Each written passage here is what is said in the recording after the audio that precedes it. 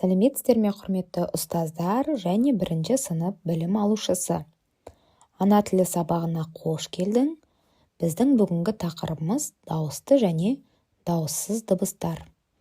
Ендеше есімізге түсіріп алайық. Дыбыстар екіге бөлінеді. Біреуі дауысты, екіншісі дауыссыз. Қайталайық. Дауысты дыбыстарымыз А, Ә, И, О, Ү, О, Ү, Ы, И және У.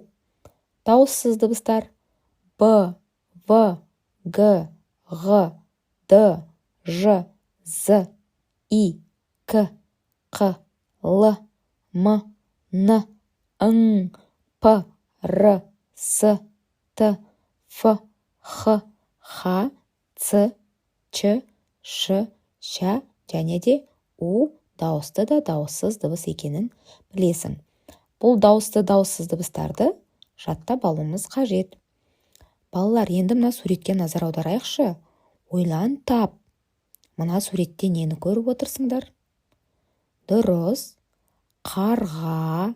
Екінші суретте. Дұрыс айтасыңдар, ыдыс. Үшінші суретте сандық. Тамаша. Балалар, енді осы берілген сөздердің алғашқы дыбыстарынан сөз құрап көрейік. Кәне, қандай сөз пайда болды? Қарға сөзінің Қ дыбысын алайық. Ыдыс сөзінің Ы дыбысын, сандық сөзінің С дыбысын аламыз. Қандай сөз пайда болды? Дұрыс, қыс деген сөз пайда болды. Ендеше балалар, бүгін біз сендермен Міржақып Дулатұлының қыс деген мәтінімен танысады екенбіз. Ендеше оқулығыңды ашып, бірінші жаттауға назар аудар. Мәтінді мәнерлеп оқы. Өзенді, көлді, мұз жапты.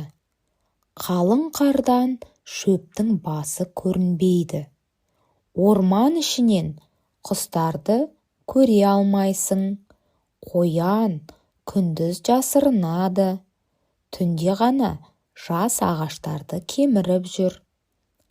Қысты күні үй хайуанаттарына да бапсыз. Иелері жылы қораға шөп салып, бағып қағады. Адамның өзі де суықтан қорғанады. Үйіне от жағады, жылы киім киеді. Балалар, мәтініміз не туралы? Дұрыс айтасыңдар, қыс мезгілі туралы. Қыс мезгілінде қандай өзгешеліктер болады екен? Құстарды біз жиі көре алмаймыз.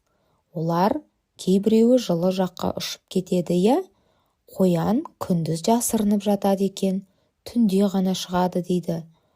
Ал үй жануарларының өзі жайлауға шығып жайыла алмайды. Себебі олар қысқы уақытта қорада қамаулы болады. Оның иелері күтіп, баптайды, шөп береді, суын береді. Тіпті адамның өзі суықтан қорғанады, балалар. Үйді жылы ұстаймыз, және де далаға шыққанда жылы киінеміз. Балалар, мәтіннің ішінде бапсыз деген сөз бар екен. Қысты күні үй хайуанаттарына да бапсыз. Бапсыз дегеніміз жайсыз, қолайсыз деген мағынаны білдіреді екен. Балалар, енді осы мәтіннің астындағы мына сұрақтарға жауап беріп көрейік. Қыста орманда, өзен көлде қандай өзгерістер болады? Оның себебі неде деп ойлайсың? Басқа аңдар туралы не білесің? Мына суретке қарап ойланып көрейікші? Дұрыс айтасыңдар. Қыс мезгілінде өзен, көл, теңіздердің беттерін қалың мұз жауып жатады. Себебі неде деп ойлайсың? Дұрыс айтасың. Себебі ауа райы өте суық болады. Ал мына суретке назар аударайықшы. Бұл суретте нелерді көріп тұрсыңдар? Бұл аңдардың өмір сүруі қалай болады екен қыс мезгілінде? Дұрыс айтасыңдар. Байқап отырғандарыңдай, аю қысқы уақытта апанында ұйқыға кетеді екен. Сол сияқты жер астындағы тышқандар, көр тышқандар, саршұнақтар да өздерінің жемдерін жазғы уақытта тамақтарын дайындап, қыс уақытында олар да ұйқыға кетеді екен. Ал түлкі ше? Түлкі қыс уақытында өзінің жемін, тамағын іздеу үшін аңға шығады екен, не балалар? Ол ұйықтамайды екен. Сол сияқты құстарды көріп отырсыңдар. Құстардың кейбіреуі жыл құстары жылы жаққа ұшып кетеді. Ал торғай, сауысқан, қарға сияқты құстар қыс мезгілінде қыстайтын құстар болып табылады. Балалар, енді дәптерімізді ашып, д дауыссыз дыбысының бас әріпі мен кіші әріпін көркем жазып шығайық. Келесі тапсырма. Оқулығымыздағы екінші жаттығуға назар аударамыз. Көп нүктенің орнына тиісті әріптерді қойып, сөздерді көшіріп жаз. Бірінші сөзіміз өзін. Қандай әріп қалып қойған? Дұрыс айтасыңдар, е әрпі, өзен деген сөз. Келесі күндіз дейді. Қандай әріп жоқ? Дұрыс айтасыңдар, әрпі жоқ. Күндіз.